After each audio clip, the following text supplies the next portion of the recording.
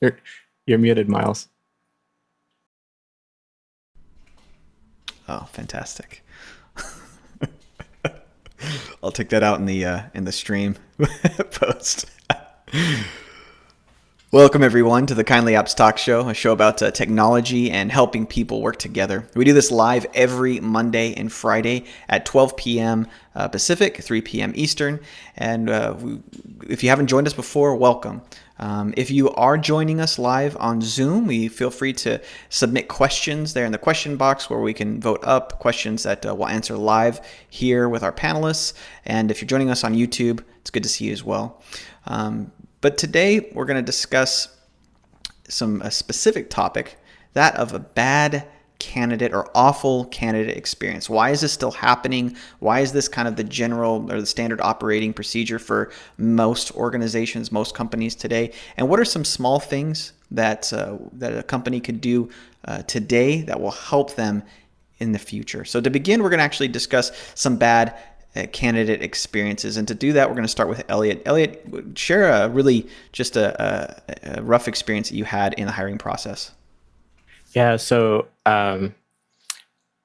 when I was a recent college graduate, I really needed work. I had moved from New York to Florida and had friends at a software development company that I was really excited about working with. And I really wanted to work in R&D. I wanted to make that transition from a customer-facing role to a research and development role. Still early in my career, and it actually ended up working in my favor, but it was really eye-opening. The filters that were in place to stop people from even getting to the interview would have kept me out. So I ended up I knew somebody in HR. I went to the job fair, and the screeners were like, nope, you don't qualify for a job in support. I was like, well, actually, I'm going for a job in quality assurance, which on the ladder of technical requirements at that company was a job with more requirements. And so they told me I couldn't interview for a tech support job, but the screener for the QA department was sick that night. And so they couldn't reject my resume, so they let me through. They let me through to an interview. And I made my case with that hiring manager, explained what I could do, what I couldn't do. I offered to work for free for the first month just to prove that I could do it, how motivated I was. And he thought that was hysterical. And was like, whatever, kid, we'll give you a chance. So it was a fluke that it worked out in my favor. I worked there for 7 years and ended up leaving as like a principal staff software engineer for a company that grew a lot. So it was great for my career, but it always cemented in my mind how the filters, the arbitrary hurdles that are put in place in the hiring pipeline are often like totally counter to actually discovering and developing talent. Yeah, for sure. Kevin, have you experienced like those filters? Maybe be it like a software filter or perhaps just an arbitrary, I can't get to the right person.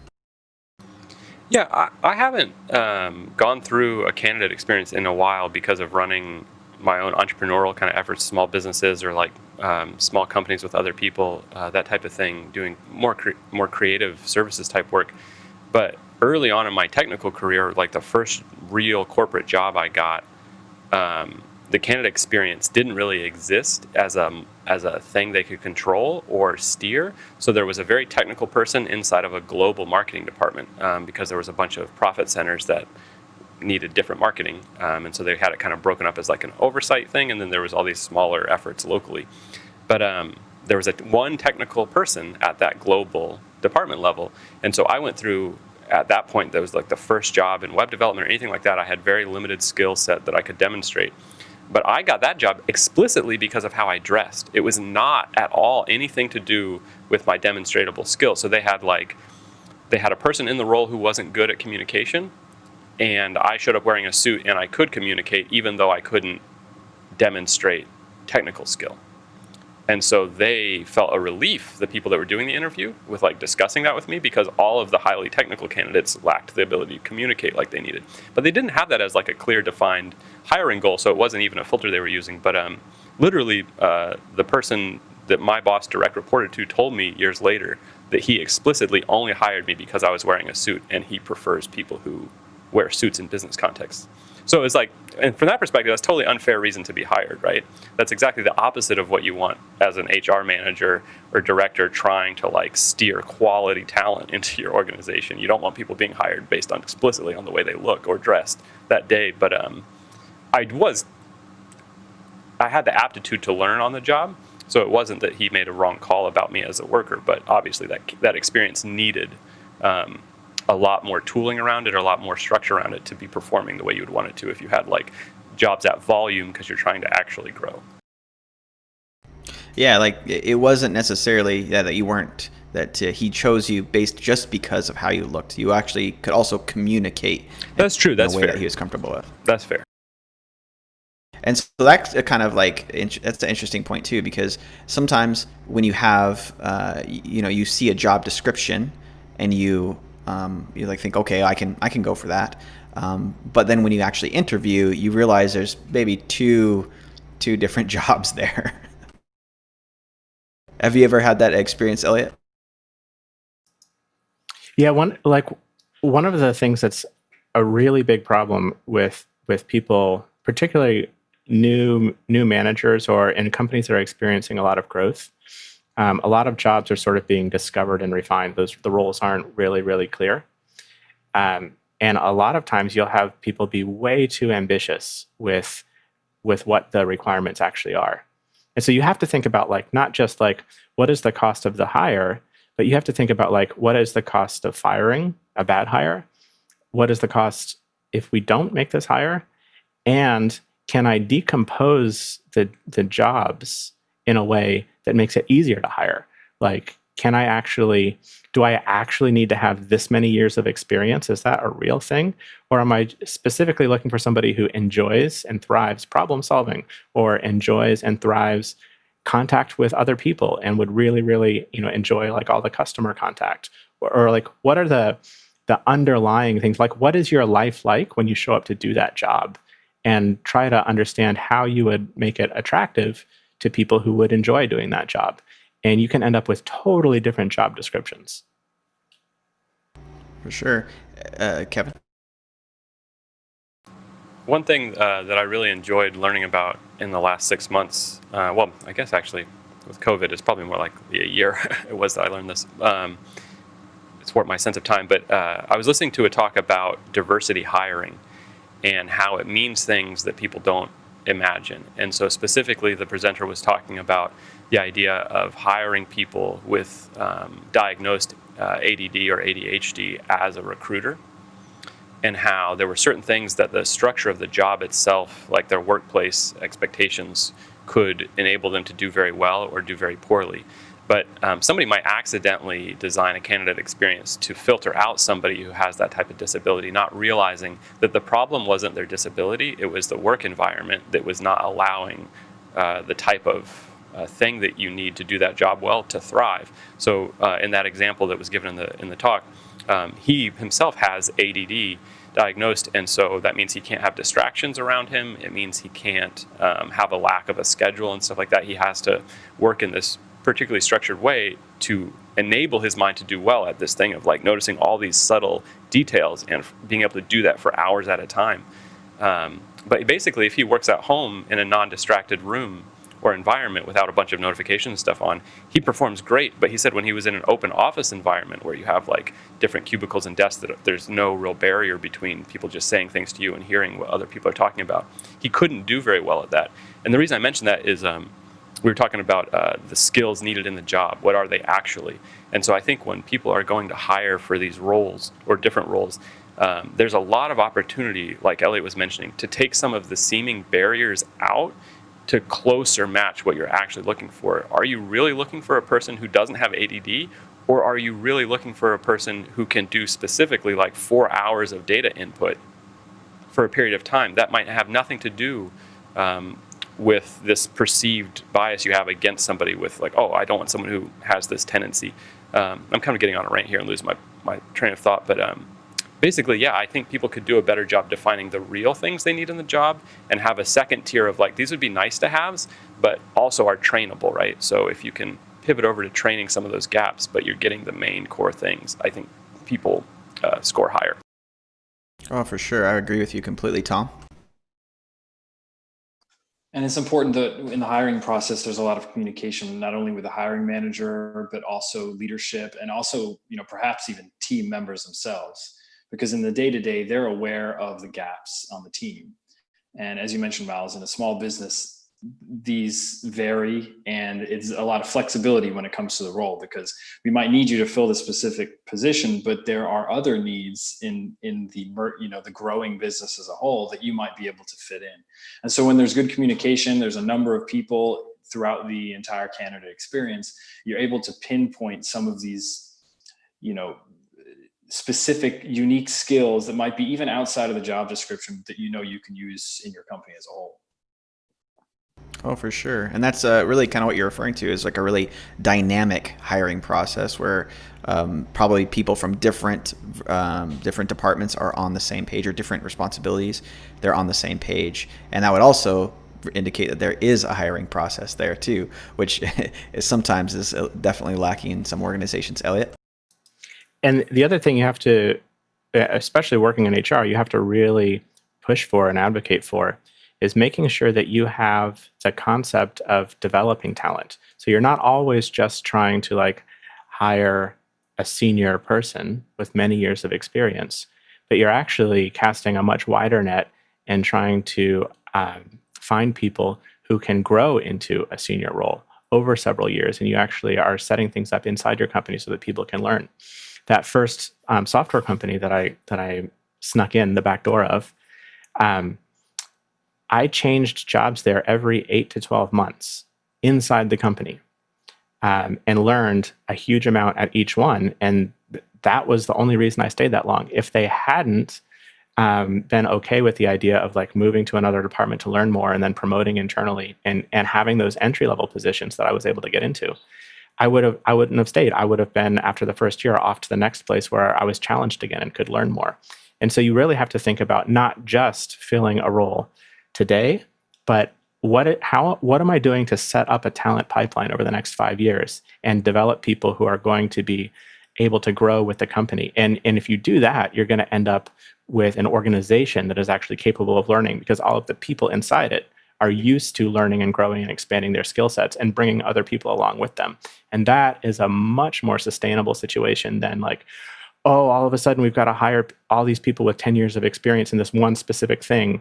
And I see this mistake all the time. Like, that technology didn't exist 5 years ago. Why are you saying you need 5 years of experience with it, right? In a job requirement. So you really have to think not just about, is this really a requirement to hire, but like, how does this fit into my strategy for growing talent inside the company?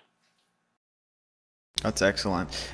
Maybe with that in mind, how do you think that could really kind of influence the hiring or the interviewing process specifically? I'd like to actually get your thoughts, Tom, on this.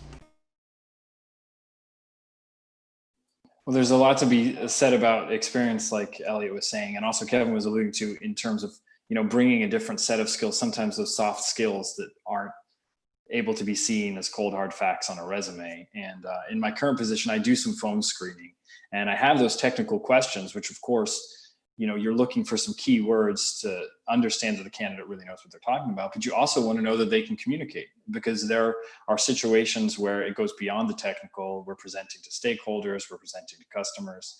And some of that experience can be written into a resume, even if it isn't specifically in tech. Somebody coming to the table with a less tech experience, but a deep business experience or deep customer service, those can be taken into consideration when choosing a candidate that's going to have be a well-rounded candidate and the breadth of skills that you need.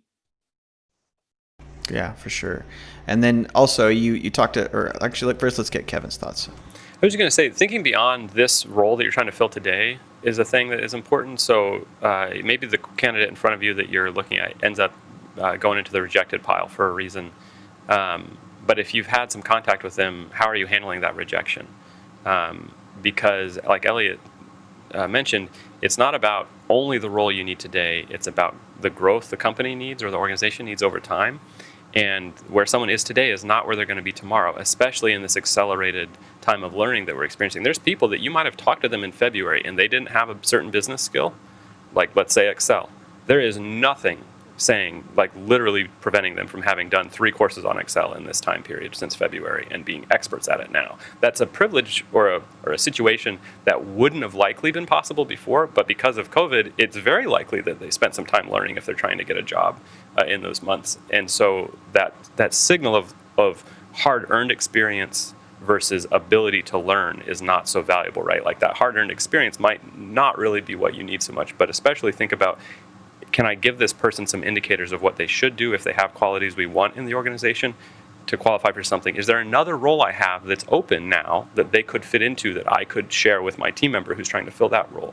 That kind of communication inside a hiring team makes all those efforts have a bigger return on investment, and you're not burning a bridge with somebody by just ghosting them and leaving them to just complain about it openly on the internet, like, oh, this company on Glassdoor, they're going to go on there and put, oh, this company burned me, and it's going to make it harder to hire the next person if you don't treat them well.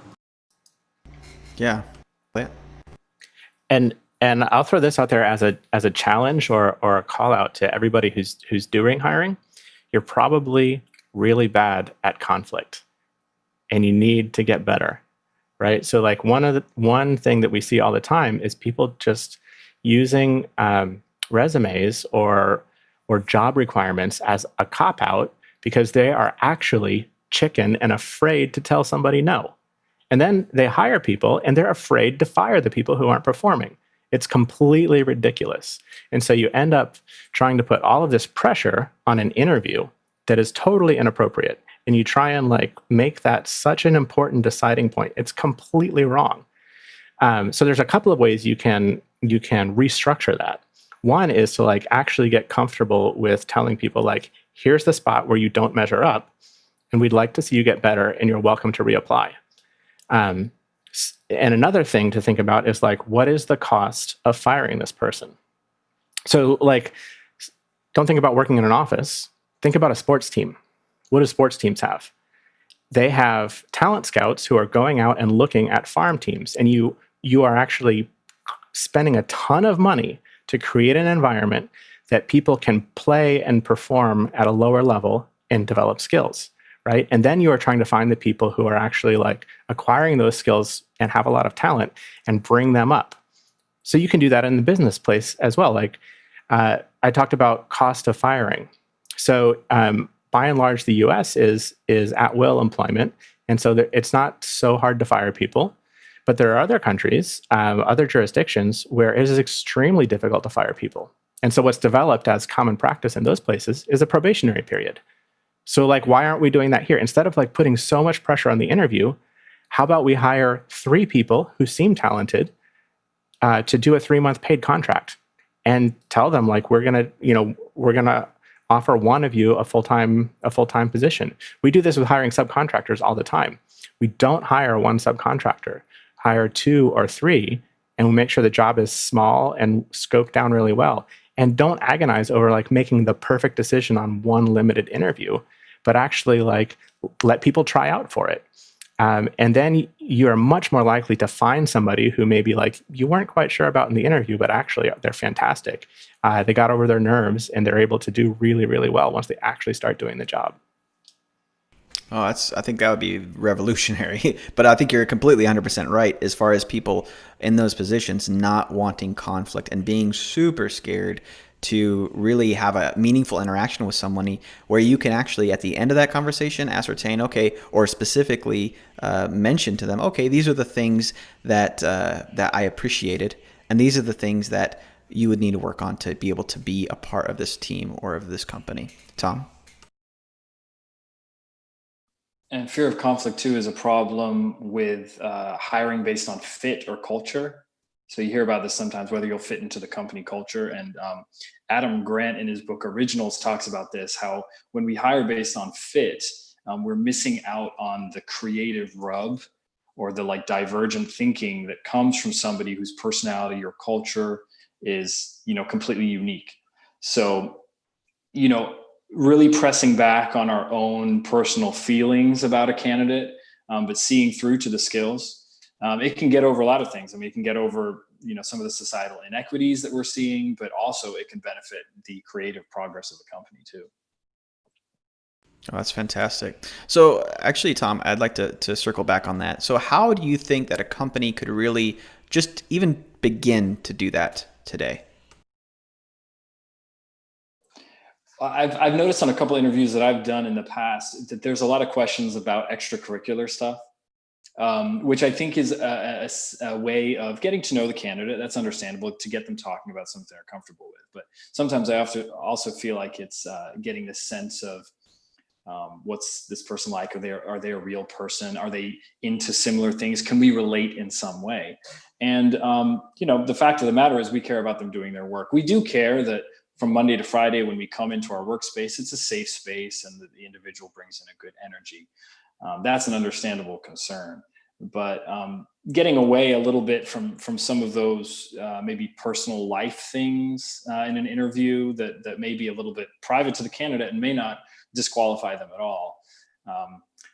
Keeping it focused on the task at hand, and also recognize that somebody, just because they may not fit the vibe of your organization, still has talents that can be harnessed. Oh, that's excellent.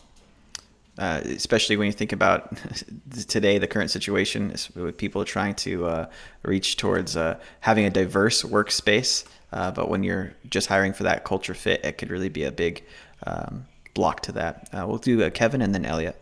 I was going to say one thing too is leaning less heavily on like technical quizzes and things like that. I think can give you a better candidate experience. It's not that you shouldn't use technical requirements at all, but just talking to some friends who have had very technical interviews, there's this tendency on the part of people trying to qualify people.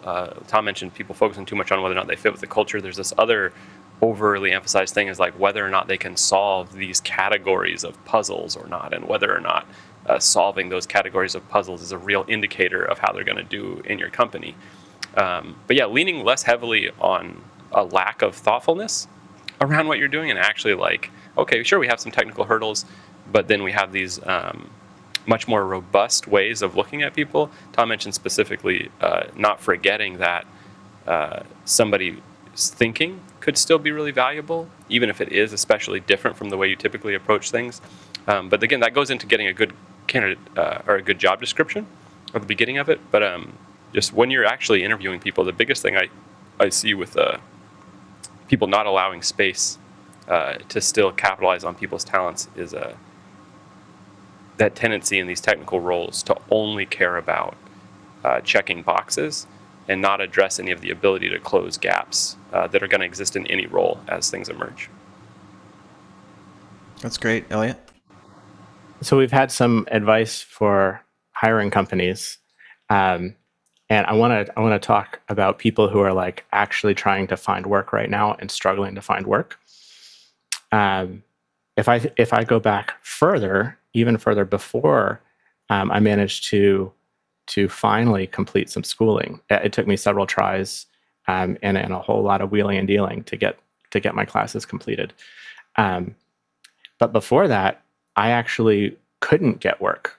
I was trying to get work at a bunch of different places and had different obstacles.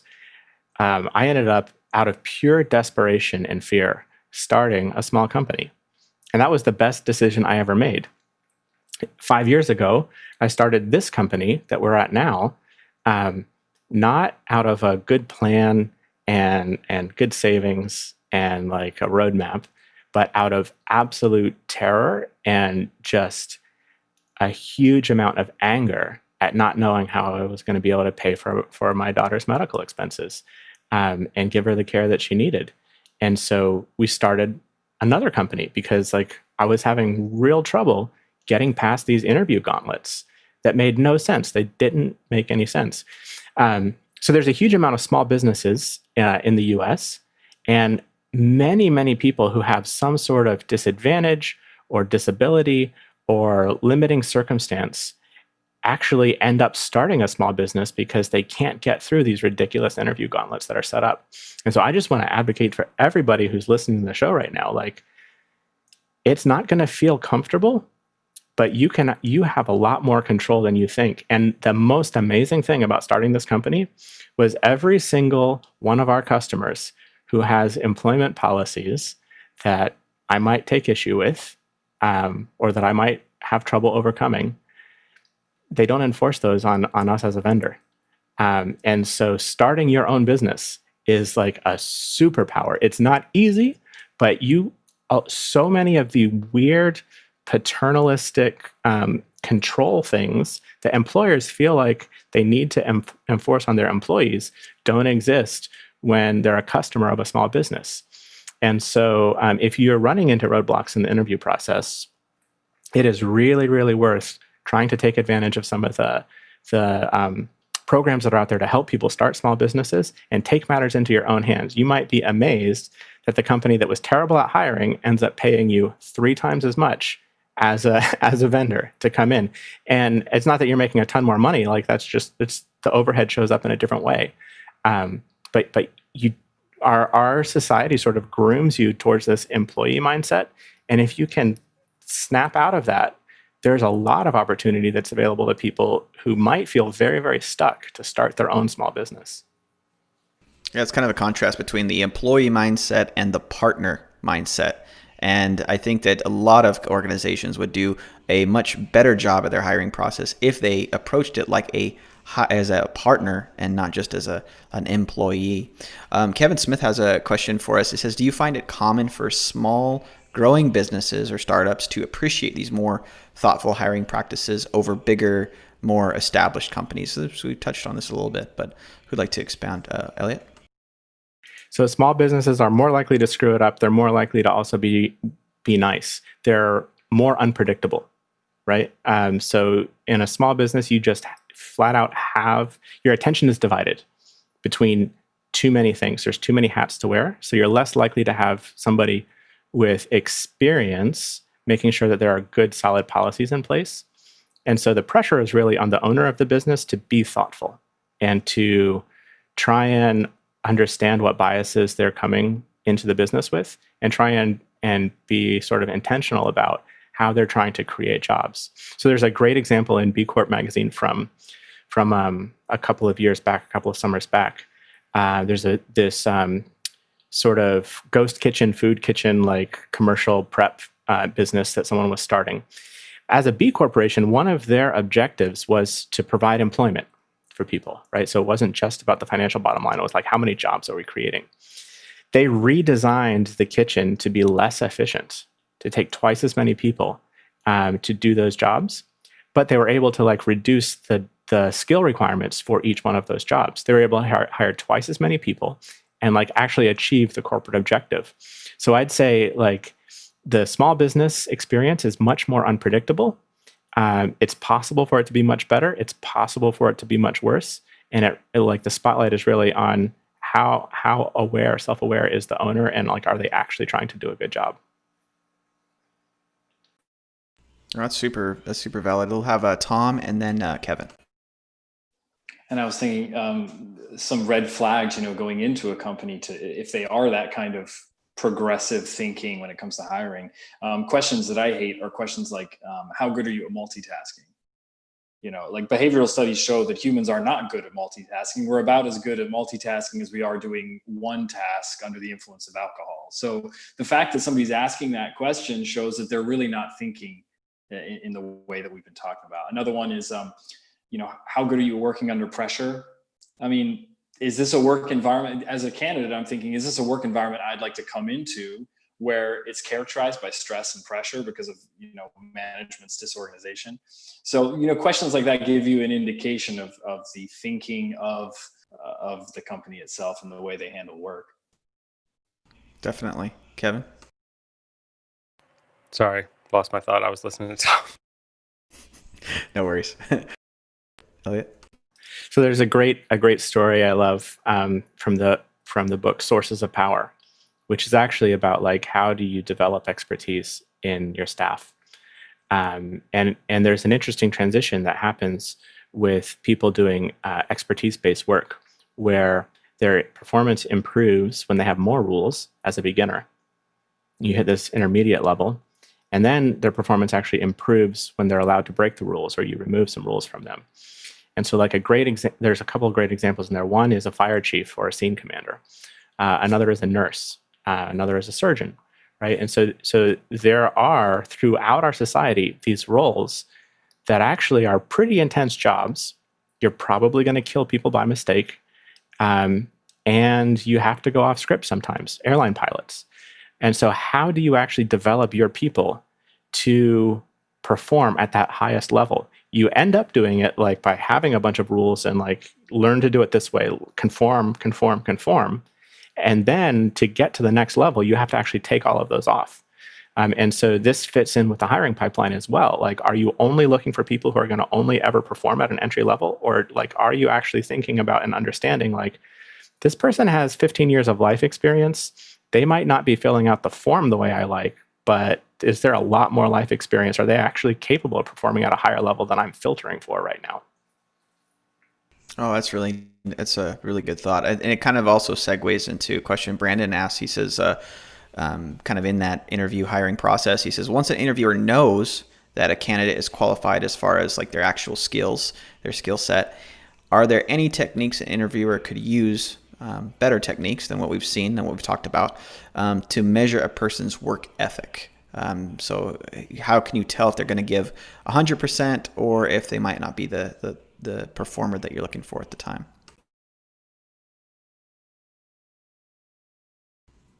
Kevin? I think that is actually kind of a moving target in our Western society, at least. I don't know about around the world, but pre-COVID, I think it was a common hiring kind of thought process, is like how, committed and involved is this person going to be? We hear stories in the news about like, Elon Musk sending emails to Tesla employees telling them, this is the time to like really pull out all the stops and just work as hard as possible. And so that stuff's real in certain places for sure, but those people are already hired, right? Like they're getting an email from their CEO trying to encourage them to be enthusiastic about their job. But more and more, I think you're not going to be able to use the same signals. So I think it was common for people to look at part-time employment as less committed employment. I don't think that's a clear signal anymore. I think that is a complete red herring in this environment. Somebody might actually work 1,000 times harder to keep a part-time job that lets them deal with the rest of the chaos in their life than they would for a full-time job that is, they have to constantly sideline the job to deal with their life. And so it's just based on what people's personal circumstances are. You may be able to find that out, but like Tom was mentioning before, there's a lot of like personally intrusive questions that get asked trying to kind of pull that out. And I don't think that's a good candidate experience. And I don't think it's a very sophisticated way to try to figure that out. If you have questions about somebody's ability to commit to the job to the level you need to perform, you should ask those a little more directly, or like try to target them a little more directly. Trying to read the wind with people, I think, especially right now in this COVID climate, is going to be really, really low value in terms of its effectiveness, because people's circumstances are changing left and right, and you really need that communication pathway less than like, a mile marker. Yeah, that's really insightful, Elliot. And I say this every time people talk about work ethic. I am not worried about work ethic. I'm more worried about burnout, right? So if somebody is not doing their work, it's obvious, fire them. Or find out what's going on, right? Like, there's this weird temporary situation and help them. But like, it should be obvious that people aren't actually doing their work. We hear these weird stories about like super dysfunctional departments that are just like full of people not doing work. And they're all sort of like codependent and enabling each other and thinking they're getting away with something. Well, that's how you end up getting an entire department of 1,000 people laid off, just because like there's no way to filter it out. But I'm way more worried about making sure that you actually stop people from working, that they quit working at the end of the day. And so that those people who are motivated are going to have the stamina to keep working there and keep enjoying the work rather than burning out. So I have just had so many bad experiences with this spotlight swinging onto so-called work ethic, and you end up losing everybody who's any good because they just get exhausted and burned out and leave for a place that is not running them too hard. Yeah, especially with everyone's an individual. So how do you gauge that productivity and in a large swath accurately, right? You can't, and each person is different. Tom? Yeah, you're right. It's about hiring. It's about harnessing the individuality of the employee. So this kind of Protestant work ethic, which is you work hard and you get more done, isn't true all the time with individuals. So we have to allow them to work. And Kevin was mentioned earlier. For those that need space, they need to be uninterrupted. They need large amounts of uninterrupted time. We need to give them that freedom so we can get the most out of it. It's the same with things like procrastination. It's just carries such a negative connotation. But the truth of the matter is, some people brainstorm about a project until the last 45 minutes of work, and then they knock it out and get it done and deliver on time. And what we care about is the results. Yeah, and that's really a night and day shift, especially because a lot of people say they care about the results, but then they're over your shoulder, monitoring every task that you do. But on the other hand, if you actually care about the results, then you're not necessarily checking with somebody every day, or maybe even every week if it's not necessary, depending on the job. Very nice. So those are some great thoughts, and I think that it'd be good to kind of pivot into this next portion. So we've talked about some of the pitfalls in the hiring process, some of the pitfalls in interviewing, and the reasons and the ideology really behind that. But what interview experiences have you had that have been like fantastic? Are there any hiring stories or even just friends that you know of that have had really just they were treated like a partner instead of just as an employee and getting onboarded? Elliot? I went to work at another software company a few years ago, and the person there was just such a great manager and a great human. And so that I actually know that some of the people who interviewed me didn't want to hire me, and that manager did want to hire me. And they just managed to help me perform at such a higher level. They really talked to me as a person, and understood where I wanted to go with my career, what things I was motivated by, and what I wanted to learn, and really treated me as a peer, and was like, well, here's how I can help. Here's what I need from you. It boiled down to just caring about people and being a really good communicator. So it didn't mean there wasn't conflict. It didn't mean they didn't ask me to do hard jobs. They're just really, really excellent at communicating, and then letting me rise to the challenge of what they asked me to do. And so that was probably the best interview experience I had. And after working with that person for a few years, the biggest compliment they gave me was saying, actually, I'd be happy to come and work for you. I'd be happy if you were my manager. And that just really shows the amount of sort of humility and mutual respect that was there. We were both happy to report to the other person. We really felt like we accomplished great things together and enjoyed working together. That's awesome. Thanks for that experience. I know in the past I've worked for a company where there was a predetermined set of skills that were needed, but then there were some additional ones that I had a gap in. And instead of just being like, oh no, you wouldn't be good for this, they're like, okay, no, you come work for us or work with us, and then we're going to also fill in that gap, help you fill in that gap. And it was a great experience because it was not only one where I was able to grow and be nurtured in that environment, but it was also a lot of, like Elliot brought out, a lot of really good communication, expectations that were set forth that I could then rise up to meet. So I think that's I think communication, especially in the interview processes, in the hiring process, is huge. It's something, it's a big gap that we're not experiencing right now, even during these times. Kevin? I was going to say, I don't have a good experience to share, but I do look occasionally at what people are complaining about in this space publicly, and they complain a lot about what you just mentioned, the communication process, right? So there's people that do get interviews eventually, but they don't get responded to fast enough, and so they have multiple interviews with multiple companies. That's irritating. If I applied at this company, it'd be nice to hear back quickly whether or not they want to interview me if they really have a position open. But then another thing is people.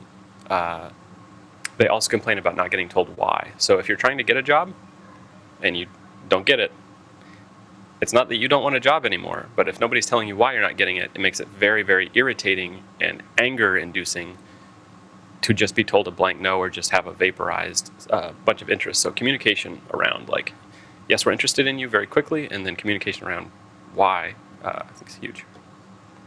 For sure. Elliot? You're muted, Elliot. Thank you. More advice for people who are trying to get a job. I probably shouldn't admit this in a public forum, but I've spent a huge part of my career going on interviews for sport. And so, like, way back to when I was 16 years old, I got hired to drive a payroll truck. I knew I didn't meet the requirements. You had to be 18 to drive a payroll truck. But I had a driver's license, and I thought those trucks were cool. So I went and applied for some jobs, and I was like, I'll see how far I can get in the interview. And it wasn't until they were processing the onboarding paperwork, they were like, what's going on? I'm sorry, but we can't let you drive that truck. And then that just continued throughout my whole career. I go on 20 times more interviews than how many jobs I need. I practiced going on interviews. And what I told myself, I've worked for big chunks of years at a few different companies, but I would go on 3 to 5 job interviews per year. Say I was at one company for 7 years. I would still go on 3 to 5 external job interviews per year just to keep my skills sharp, to know what was going on in the industry. And if I did get an offer that was better, then maybe I would want it, right? But 9 times out of 10, until I left, every single offer that I got was that's actually not as good as where I am now. I appreciate where I am now even more. And so that was actually helping me with employee satisfaction.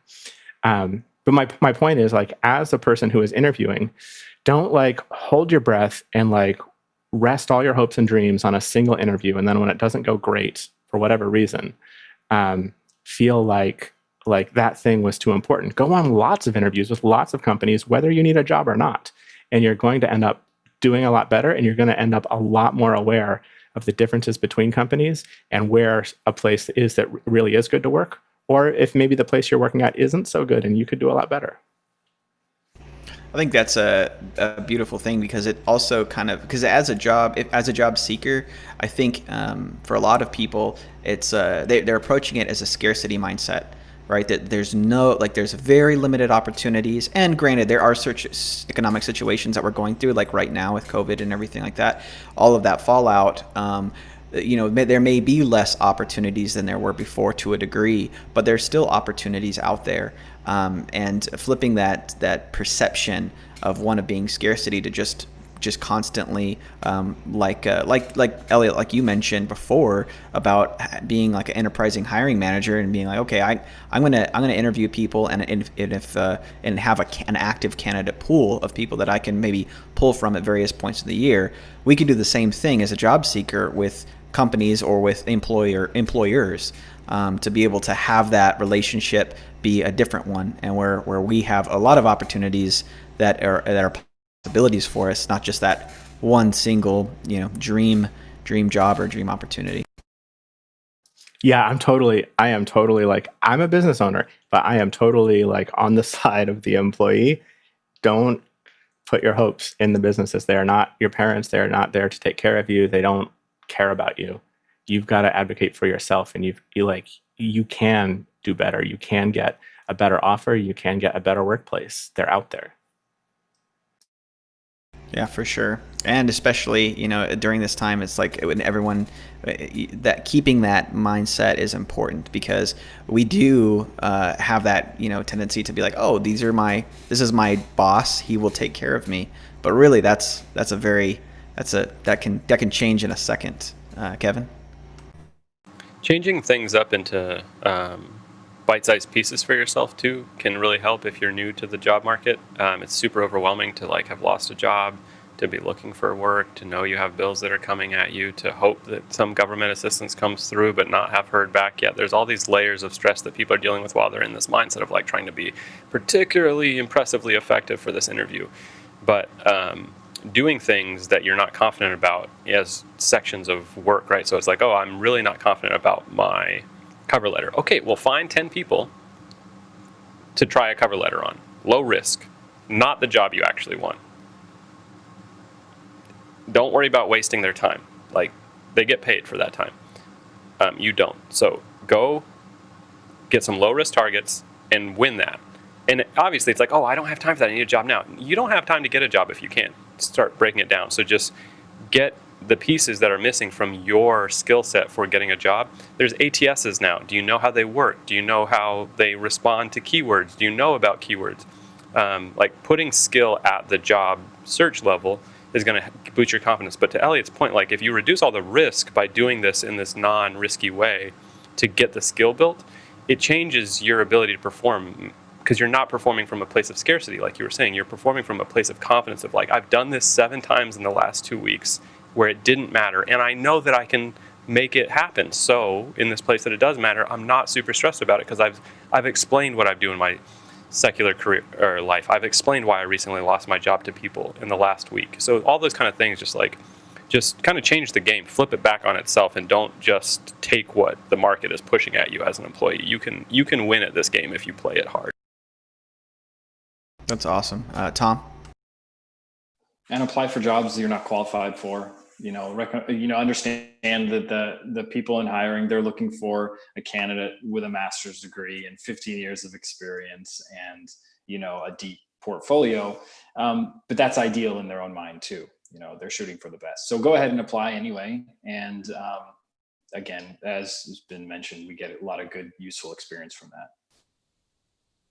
No, that's huge, especially if you actually get through the filter, and actually get into that interview, and then being able to pick apart, if you're already in that mindset that Kevin was mentioning, then being able to actually turn the table on that interview and be like, okay, well then why did you select your valuable time to spend with me to talk about this opportunity? Like, what did you see, Kevin? I was going to say, if somebody's in a situation where they get a lot of interviews, but they don't get a lot of follow-up after that, that's another signal of themselves of like, oh, I'm missing some skill in this interview thing. And like you just mentioned, that question that often happens in interviews where people are like, I don't really have anything. People are like, oh, do you have any questions for me? If you have a long list, I mean, it doesn't even have to be long. If you have 5 like kind of punchy questions for somebody, they're not made to be conflict oriented, but it is a good question of like, how do you deal with employees that are going to that have this, or how do you handle this, things that matter to you? It really puts the interviewer in a position of like, oh, this person has some more respect for me because they know what they're looking for. Elliot? It's amazing the answers you get from someone who's doing an interview. And use discernment about who it is at the company that you're interviewing with, but asking them like, so have you ever fired somebody from this department? Like, who had this job before me? Like, why are you trying to hire somebody for this job now? Like, how long have you been trying to hire for this? Like, how often do people get promotions here? Like, what's your turnover rate? Like, why do people want to work here? It's just as much about you interviewing them. Oh, that's definitely huge, because then there's also the opportunity that, or rather, there's the possibility that the job opportunity that you're interviewing for isn't a real opportunity. So they're making you bend over backwards. They're making you go through the gauntlet. Making it as difficult as they possibly can for you, and then ends up, hey, wait a minute, by just like 2 or 3 questions, this is actually not real. Like, this doesn't exist. I'm going to be moving on. Kevin? Yeah, it's like a mandate to publicly offer every position available that a company has as a rule, right? It's like, in order to promote from within, we have to also offer this externally. So we are, and we're doing it, but we're never been serious about hiring this person. We're just going to give it to this person we want to have the job.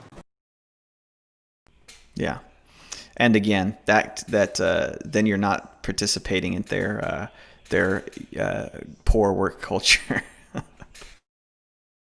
Well, maybe we have about 10 minutes or so, and I'd like to kind of shift the focus a little bit instead of talking about what is wrong, because there's plenty wrong, and we have touched on some great solutions.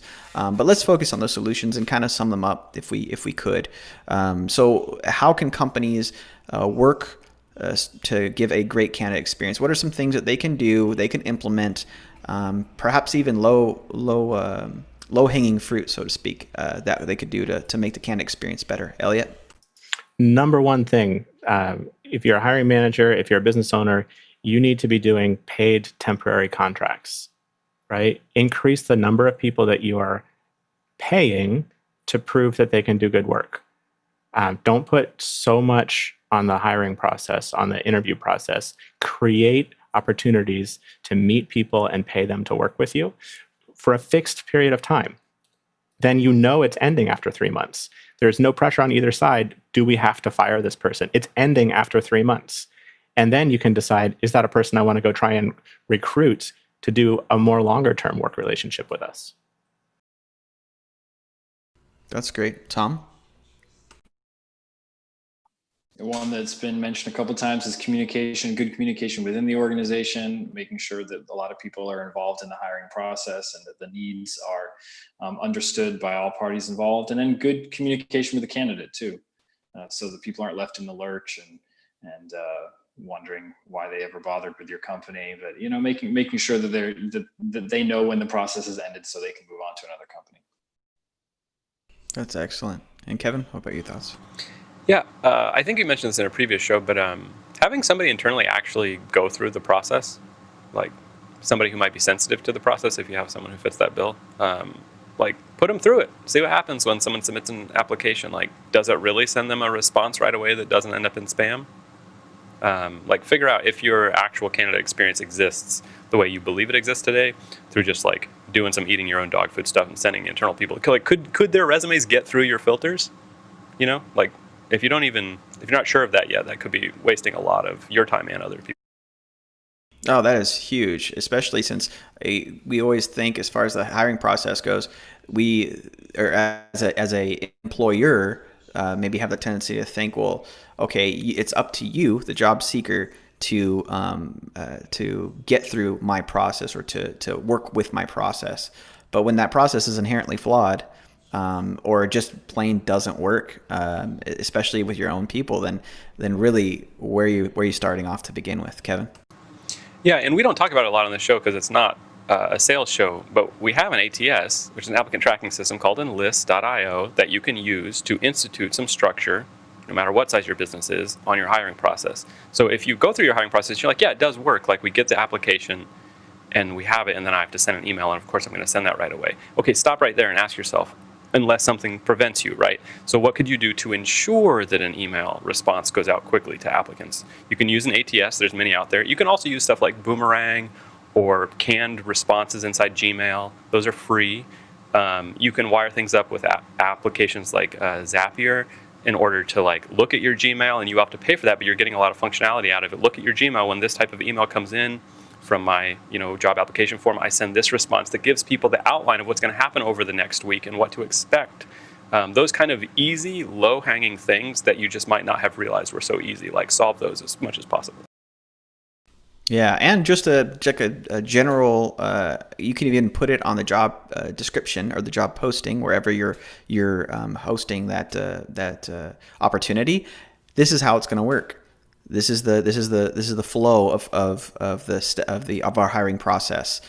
Just to communicate that expectation before, and then stick to that and deliver on it. Exactly, 100%. Very good. Yeah, definitely. So there's some great ways, some low hanging fruit, some really small ways that you can start doing that today to make your candidate experience a lot better. So I think with just the last few minutes that we have, I'd like to also just pivot a little bit and talk about, are there any maybe things that you would like to see just completely taken out, especially when we're talking about like technical jobs, because we deal with those a lot more and more now in the job market. What are some things that you'd like to be just taken out of it completely that really just offer no value, but for some reason it's like kind of like a professional clout to maybe have? I know you touched on it earlier, Kevin, a little bit with technical skills. Go ahead. Yeah, I've not run into this problem, and it's not like a thing that's close to my heart that has caused me a lot of trouble, but I hear people that are very, very smart complain about what they're put through and how dehumanizing it is in terms of a candidate experience for these technical jobs. So smart people can tell if the puzzles you're having them solve have anything to do with what they're actually going to do at your company, and it's an insult to them to pretend in front of them that it does when it doesn't. It doesn't mean you're not allowed to do it. You can do whatever you want in your hiring process and scare away great candidates by treating them not like humans but like robots. But if you want to actually like get to know if a person's able to do something, a good friend of ours, Robert Wallace, mentioned that he really likes pairing with people for a period of time on something small to see how they actually accomplish the task of work. Because, like, for example, in an agency setting where you're a developer in an agency, your work is different every time in a certain way. In another way, it's the same every time, hopefully, or that's really inefficient. But those variables are to be expected, and they're good, and you need to be able to respond to them. But also the things that are the same, that's good. There's a reason for that. It's not just this cut and dry, like, do you know this riddle? That is a stupid way to find a smart person. Tom? All right, I'll give you a bad interview experience. I don't know if this was humiliating or just humbling, but it was at the beginning of my kind of forays into the tech field, and I was applying for a help desk support job, which I didn't really want to be in, which is a little telling of how it went. But the face-to-face with the hiring managers and the execs went great. You know, we were chatting about everything, about what kind of music I liked, completely unrelated things, which was, again, one of those intrusive questions. But then came the technical interview, where I walked through the help desk floor to the workstation that didn't work and was asked to troubleshoot it, figure out why it's not turning on, change a DNS record, all these things that I was certainly not qualified to do. And it was a real, you know, and all the time the hiring manager is like over your shoulder, like asking you, what are you going to do next? You know, I'm thinking I just want to pick up this computer and throw it out the window and call a help desk for a new one, you know, but be prepared for that. It's a good skill to, it's a good interview tactic to find out whether people know what they're doing. But I figured I'd share that just to let everybody know that being humbled is all part of the package. For sure. Yeah. And it's also okay to fail, right? Or to be perceived maybe internally that I failed at this, but where you go from there, they call it failing forward, where you go from there, that next interview, that next even perhaps technical interview for the similar position, you'll be able to know where your skill gap is and then go in from there at a point of confidence. So that's really great. And honestly, I think that's a fantastic spot for us to wrap up our conversation here. Thank you everyone for being on the panel, especially Tom. It was nice to have you here. Always welcome. Next week. Thanks for having me. Oh yeah, thank you so much. Thank you. Sorry, I didn't mean to cut you off there. Next week, we're going to actually talk more about this on Friday. So again, we do this show every Monday and Friday live at 12 p.m. Eastern, 12 p.m. Pacific, 3 p.m. Eastern. And next Friday, we're actually going to talk more about maybe it's some of the things that are kind of hindering good candidates from finding good opportunities. It might be in the tools that hiring managers, that people ops leaders, that recruiters are using. So we'll talk about that with Wes from Ideal Resume. So that'll be nice. So invite you to join for that. Invite you also to join Monday, where we have our discussion centered usually around technology. That'll be something that you'll be able to enjoy, especially as we go forward. We'll have more and more different panelists. We have a lot scheduled ahead that are going to be really exciting. So we look forward to that and invite you to join us for that. Just one quick note about our show. It is sponsored by Enlist, the applicant tracking system that is specifically designed with the candidate in mind. Take control, hire better with Enlist. So that'll be it for our show today. Thank you everyone for coming on, and we'll see you on Monday. Bye everybody.